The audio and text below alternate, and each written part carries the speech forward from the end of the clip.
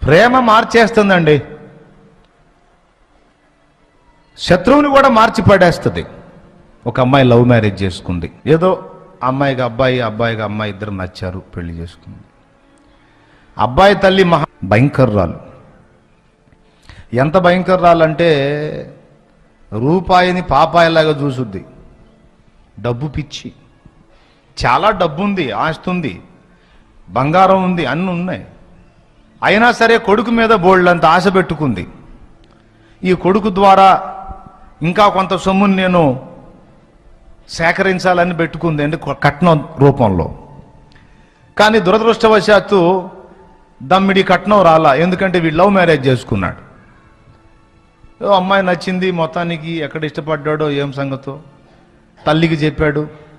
రాయ్, ఫలానోళ్ళ అమ్మాయిని నీకు ఇస్తామన్నారు, మనకేం తక్కువరా, ఆస్తికి తక్కువ, అంతస్తుకు తక్కువ, మన ఇద్దరమే ఉన్నాం, నాకు నువ్వు నీకు నేను, ఏదో ఇంకా కాస్త పావులా బేట నీకేదో దాచిపెట్టి వెళ్ళిపోదాం అని నేను అనుకుంటుంటే ఏంటి పిచ్చి పిచ్చి వేషాలు పడుతున్నావు ఏంటి?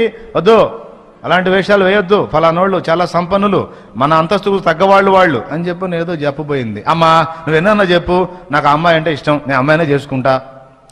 రేయ్, ఏమనుకుంటున్నావేమో, చేసుకుంటే నా ఆస్తిలో చిల్లి గవ్వ కూడా ఇవ్వను నీకు, నీ ఇష్టం అని చెప్పి చేసుకొని ఎక్కడ పెడతావురా కాపురం, నా ఇంటికే రావాలి, దాని అంతం చూస్తాను, నీ ఇష్టం. ఇప్పటిదాకా నాలో ఒక కోణమే చూసావు, నువ్వు చేసుకొని వచ్చేదానికి రెండో కోణం చూపిస్తా, నీ ఇష్టం అని చెప్పని ఏదో చెప్పింది. నువ్వు ఏమన్నా చెయ్యి, వాగులో పడు, నాకు అనవసరం, నేను మాత్రం ఆ అమ్మాయినే చేసుకో. మనోడు బాగా డెప్త్లో ఉన్నాడు. ఈ డెప్త్లోకి వెళ్ళిపోయినోడికి ఇక నువ్వు 100 చెప్పు, ఏం మాట్లాడే పనే లేదు. సరే, మొత్తం మీద చేసుకున్నాడు. చేసుకునేసరికి ఇంకా తల్లి కోపం, ఎందుకంటే లక్షల కట్నం పోగొట్టాడు. ఇక కారాలు మీరాలు నోరుతుంది. ముందే చెప్పాడు భార్యకి, కొంచెం మా అమ్మకు టెంపర్ ఎక్కువ, నువ్వేమాత్రం ఆవు అన్నా కూడా కొట్టేస్తుంది నిన్ను, ఏం చేద్దాం మరి, ఆమెకి నేను తప్ప ఎవరూ లేరు, ఏమన్నంటే చచ్చిపోద్దేమో అనే భయంతో నేను కూడా తలొంచుతాను, కొంచెం అర్థం చేసుకో, కొంచెం అమ్మ టార్చర్ టైపు అని చెప్పాడు. చెబితే ఆమె ఆయనకి వెళ్ళి చూసి, ఏం చేద్దాం, నీకోసం భరిస్తాలే అందే. అదే నువ్వు భరిస్తావని నేను కూడా చెప్తుందని చెప్పన్నారు. ఇద్దరు ఇంట్లోకి అడుగు పెడతా ఉన్నారు. డైలాగ్ స్టార్ట్ అయింది. ఆగవే, ఆగు, అభం శుభం తెలియని నా బిడ్డని వల్ల వేసుకొని మాయ చేసి మందు పెట్టి తగుదనమ్మా అని నా గడపలో అడుగు పెడుతున్నావు, సిగ్గులేదటే నీకు అని చెప్పని కౌంటర్ స్టార్ట్ చేసేసింది. పాపం బిక్క చచ్చిపోయింది బిడ్డ. ఈ అమ్మాయి, అమ్మో టార్చర్ అనుకున్నా కానీ మరి ఇంత దుష్టురాలు అనుకోలేదు. ఇంట్లోకి అడుగు పెడుతుంటేనే ఇంత మాట అందే, అమ్మో ఏమితో ఎట్లా బ్రతకాలరా నాయన అనుకుంటానే లోపలికి వెళ్ళిపోయి, అమ్మా ఏమిటే నువ్వు కనీసం మర్యాద లేకుండా, మర్యాద ఏం మర్యాదరా మీకు మర్యాద? పక్కన వాళ్ళు చెప్పారు, కాదమ్మా కోడలు పిల్ల, ఏదో అబ్బాయి ఇష్టపడ్డాడు, కాస్త ఏదో హారతిచ్చిలో అవ్వలే పంపించి, హారత నా ఇంటి దీపం వెలిగించడానికి కాదు, ఇది వచ్చింది ఆర్పడానికి వచ్చింది అని, ముఖం చూడు రాక్షసి ముఖం అని చెప్పని పాపం పక్కన వాళ్ళు తీసుకొచ్చిన ఆ ప్లేట్ కూడా ఎత్తాడ పగలగొట్టి వెళ్ళిపోయింది. శోభం. వీళ్ళిద్దరు ఒకళ్ళు ముఖం ఒకళ్ళు చూసుకున్నారు. ఇటు చెప్పాడు, ముందే చెప్పాను కదా మా అమ్మ అదో టైప్ అని, తప్పదు భరించాల్సిందే నా కోసం అన్నాడు. సరే అని చెప్పాను. ఇక రోజు టార్చర్ స్టార్ట్ అయింది. అమ్మాయిని పాపం ఇక ఏదన్నా చేయని, అన్నం వండి కూర వండి చక్కగా రెడీ చేస్తే ఇసిరి కొట్టేది. ఇది కూరటే, ఇది కూర నీ బొంద మీద పోసుకో, ఈ కూర రే నాకొద్దు, నాకు హోటల్ నుంచి తీసుకొని రా అనేది. ఇక ఎంత విసిగించటం అంటే ఈ అమ్మాయికి భూలోక నరకం చూపిస్తుంది. భూలోక నరకం చూపిస్తుంది. తట్టుకోలేక రోజు పాపం ఏడ్చుకోవటమే. రోజు అన్నం తినేది కాదు, పాపం అన్నం తినిచ్చేది కాదు. పాపం ఆమె బట్టలు ఉతికితే మళ్ళా ఉతుక్కునేది.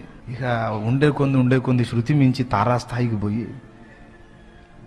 లాభం లేదు, నేను ఇక భర్తతో చెప్పేసింది నేను తట్టుకోలేనండి అని, నేను కావాలంటే నీకు తప్పదు మరి బాధ, మనం బయటికి వెళ్ళిపోదామండి.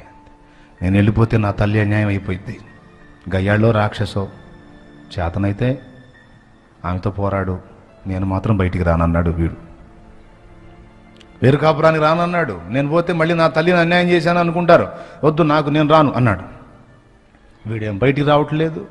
ఆ రాక్షసేమో ఏమి కాలు గదలని ఎట్లా, చెయ్యి గదలని ఎట్లా. ఇక ఓర్పు తీరం దాటి ఇక తీర్పులోకి వచ్చింది. ఇక లాభం లేదని ఒకరోజు భర్తతో మాట్లాడింది. నేను ఒక్కసారి మా పుట్టింటికి వెళ్ళి వస్తానంది.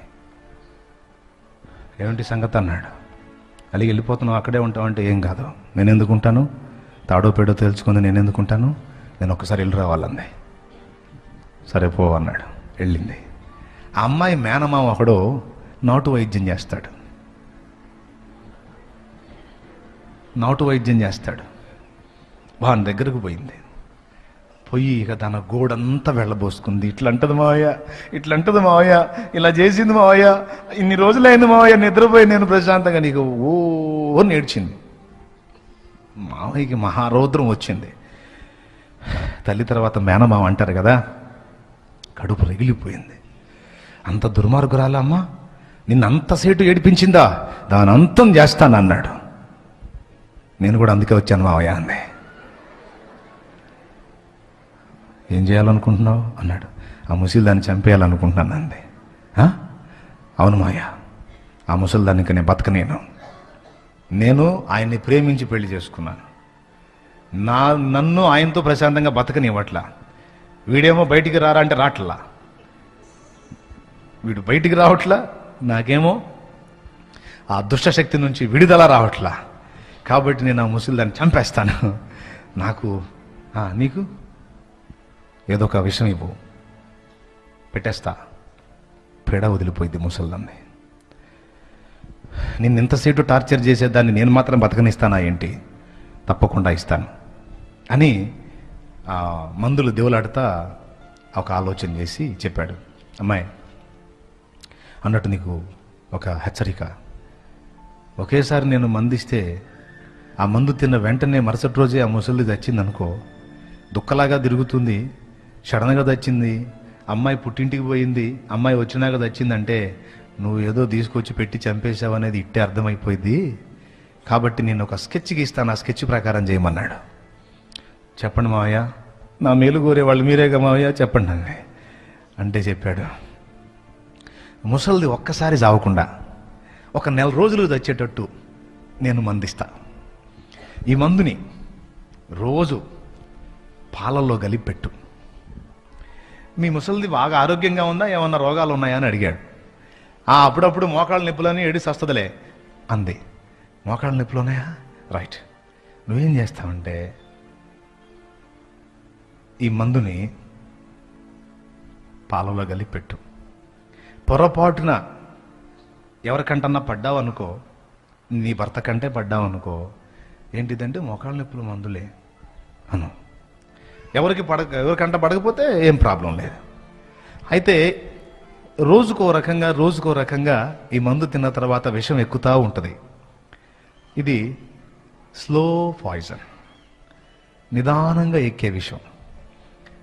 కాబట్టి నువ్వు ఈ పని చెయ్యి, పాలల్లో కలిపి ఇచ్చేసేయి అంటే, ఇటీ మావయ్య ఇదేగా, ఎంతంత వేయాలి, మొత్తం పోసేదా, మొత్తం పోస్తే ఒకసారి తెచ్చింది పిచ్చిదానా, ఒకసారి కాదు, రోజు ఒక స్పూనే. ఇక రోజు రోజుకి దానికి చావు దగ్గరకు వచ్చేస్తుంది. నీకే అర్థమైపోయింది పో అంటే, వెళ్ళొస్తాను మావయ్య. ఇక బయలుదేరేటప్పుడు ఒక మాట అన్నాడు. అమ్మాయి ఒక మాట, ఇప్పుడు నువ్వు ఇదంతా పెట్టి ఇదంతా చేసి ఇటుగుడి ఆ ముసలి నెలలో చచ్చిద్ది కదా, మంచిది కాదు, వాస్తవమే. కాబట్టి నీకు ఎటుగుడి ఆ భ్రష్టురాల మీద ప్రేమ పుట్టదు. ప్రేమ ఎట్లా వస్తుంది అంత దుర్మార్గాల మీద? కానీ ప్రేమ నటించి నమ్మబలికి పాలు దాపుతా ఉండు రోజు. నువ్వు మామూలుగా ఇస్తే తాగదు. అందుకని ఆమె దగ్గరికి వెళ్ళి ఆమె తిట్టినా తన్నినా సరే కాళ్ళొత్తు, ప్రేమగా మాట్లాడు, ఆమెకేమీ ఇబ్బంది లేకుండా చూసుకో. ఆమె ఏది నొచ్చుకుంటుందో అది నువ్వు చేయకుండా జాగ్రత్త పడు. ఆమెని గురించి నలుగురితో మంచిగా మాట్లాడు. ఇవన్నీ అవసరం అంటావు మావయ్య అంటే, మరి నువ్వు ఇప్పుడు హత్య చేయబోతున్నావే పిచ్చి తల్లి, ఏమనుకుంటున్నావు? మరి కేసు లేకుండా చేసుకోవాలంటే ఇదంతా అవసరం. అవును కదా, నేను హత్య చేయబోతున్నాను, రైట్. ఆ ముసలిదాన్ని చంపేయాలి మావయ్య, ఏమన్నా కానీ నువ్వు చెప్పినవన్నీ చేస్తా మావయ్య అంది. సరే, ఇక తీసుకెళ్ళింది. ఇక పుట్టింటి కాడ నుంచి వచ్చిన కాడ నుంచి ఇక డ్రామా మొదలుపెట్టింది. ఆహా, వచ్చారే అమ్మాయి గారు, ఎప్పుడు దాపురించారో అని చెప్పింది అత్త. ఊరుకోండి అత్తయ్య, అసలు మిమ్మల్ని మర్చిపోలేకపోయాను, వచ్చాను. ఆహా, ఎంత ప్రేమ, నాటకాలు ఆడవాకవే అంది. అప్పుడే యాక్షన్ స్టార్ట్ చేసింది కోడలో. అంటే ఇప్పుడు అత్త నమ్మాలి కదా, అందుకని ఆ పక్కిళ్ళ వాళ్ళతో చెప్పింది. పక్కింటి వాళ్ళు అడిగారు, ఏమమ్మాయి ఆ దుర్మార్గురాల దగ్గర ఎట్లా కాపురం చేస్తున్నావే నువ్వు? మేమైతే నా దెబ్బకి చంపి పడేసేవాళ్ళం అంటే, ఈమె కూడా మనసులో నేను ఇప్పుడు ఆ పనే చేస్తున్నాను పిచ్చి మోకాళ్ళారా అనుకొని వాళ్ళతో చెప్పింది. అలా అనకండి, మత్తయ్య ఏదో గలగల అలా మాట్లాడుతుందే కానీ మత్తయ్య దేవత లాంటిది. మత్తయ్య అసలు నన్ను ఎంత ప్రేమిస్తుందో మీకు తెలీదు. మత్తయ్య ఉత్తమమైన మనిషి. మత్తయ్య బాధంతా కూడా మా ఆయన క్షేమం కోసమేగా. అంటే మా అమ్మ అంటే నేను పడనా? మా అమ్మ కంటే మా అత్తయ్య ఎక్కువ. ఈరోజు మేము తిని వెలగబెడుతుందంతా మా అత్తయ్య మరి దాచిపెట్టిందేగా అంది. ఈ మాట ఆ సుబ్బాయమ్మ ఎంకాయమ్మ ఇద్దరు కలిసి అత్తకు చెప్పారు. ఏమమ్మా నువ్వు కోడలను అంతసేటు టార్చర్ పెడతావు, మరి దుర్మార్గంగా మాట్లాడతావు. దుర్మార్గంగా కాదు, దాన్ని ఎందుకులే బొంద పెట్టాలి అసలు దాన్ని అంటే. నువ్వు ఇలా అంటున్నావా? నీ కోడలు నీ గురించి ఏం చెప్పిందో తెలుసా? మా అత్తయ్య అలా అంటదే కానీ ఆమె చాలా ఉత్తమం కలిగిన స్త్రీ, ఉత్తమమైన స్త్రీ, ఆమె మనసు మంచిది, ఆమె అనే మాటలన్నీ మా కోసమేగా, మా క్షేమం కోసమేగా. మా అమ్మ అంటే నేను పడనా? మా అత్త మా అమ్మ కంటే ఎక్కువ. మా అత్తయ్య ఎన్నన్నా మాకు అవి పూలజల్లే కానీ మేము ముళ్ళుగా ఎప్పుడూ భావించలేదని నీ కోడలు అందమ్మా అంది ఇంకొక ముసలమ్మ ఈ ముసలమ్మతో. అట్లా అందా?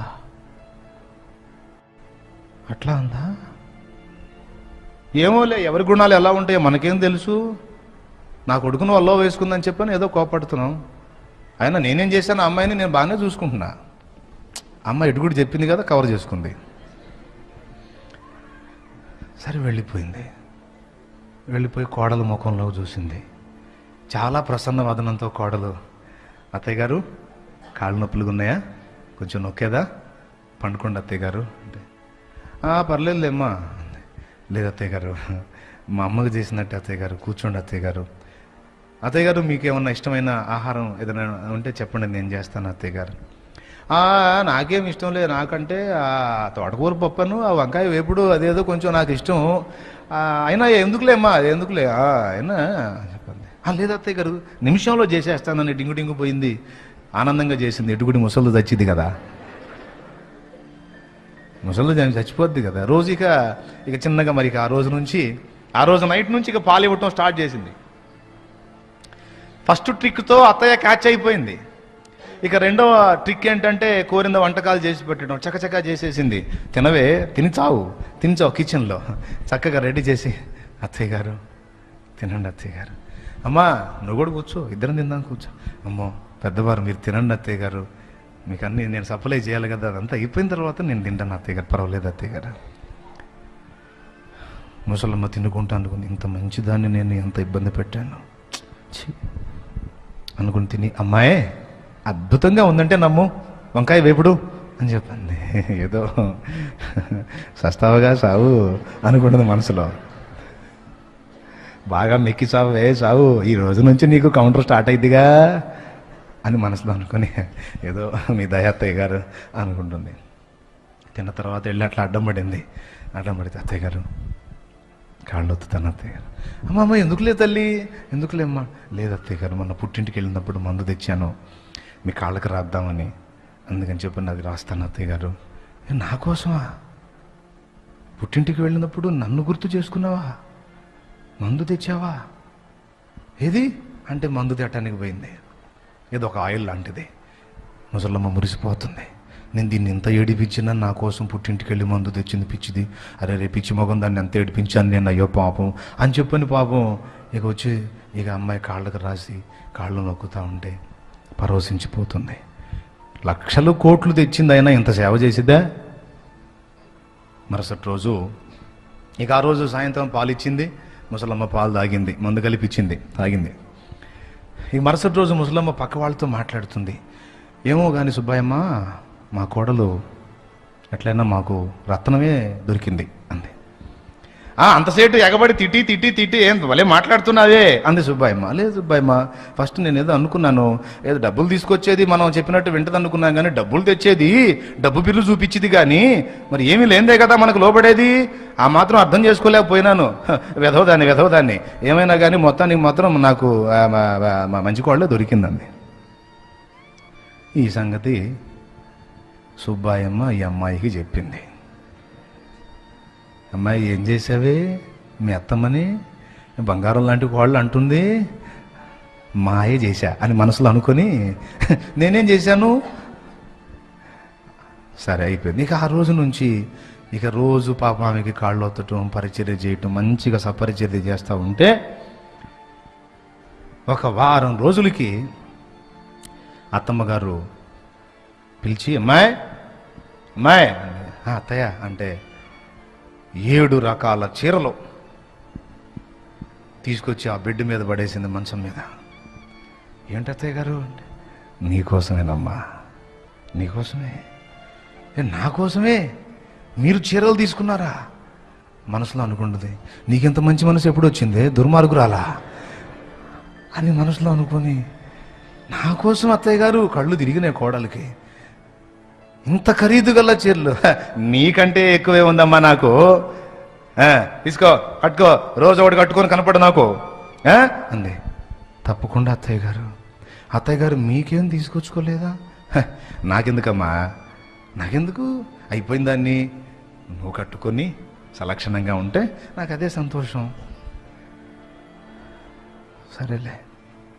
ఇక రోడ్డు మీద ఎవడన్నా వెళ్ళని, ఏ వస్తువులన్నా వెళ్ళని, అమ్మాయి అమ్మాయి అత్తమ్మా దాదా దాదా అదిగో ఆ బండివాడిని ఆపాను, నీకేం కావాలో తీసుకో. ఎందుకు అత్తమ్మా? తీసుకోమ్మాయి, తీసుకో, ఏముంది నీకేం, నేను కదా ఇచ్చేదాన్ని, నువ్వు తీసుకో అంటే ఏదో తనకిష్టమైన అన్ని కోరుకొని తీసుకొచ్చేది.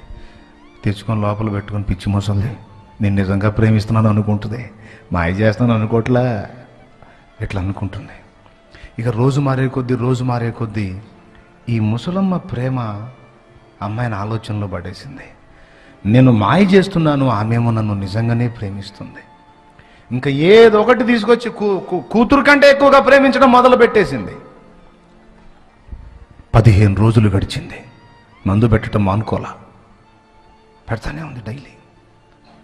15 రోజులు గడిచింది, 17 రోజులు గడిచింది, 18 రోజులు గడిచింది, 19 రోజులు గడిచింది. కోడల్ని పిలిచింది ఒకరోజు, అమ్మాయి దా అంది.